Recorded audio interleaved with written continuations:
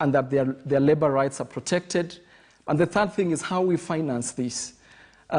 Financing universal public goods by taxing the poor, by taxing the rich, as opposed to taxing the poor. One of the things that we have to look at as a continent is how much we lose in terms of illicit financial flows.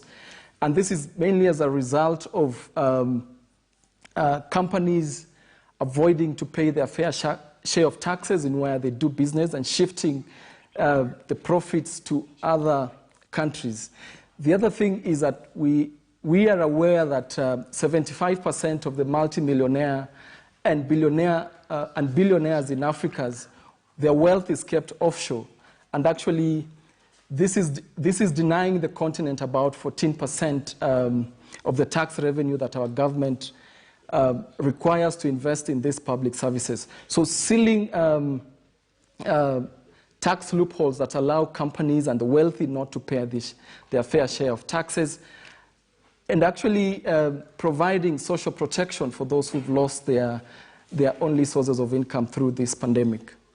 And the other thing that we need to look at, as a continent, we're experiencing a triple crisis, what I'll call a triple crisis, in the sense that we're having the cyclones in Southern Africa, we're having locust invasion in eastern part of Africa.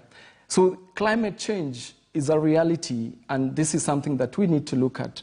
We need to see, to attract companies that are investing sustainably, as opposed to companies that are actually investing in fossil fuel.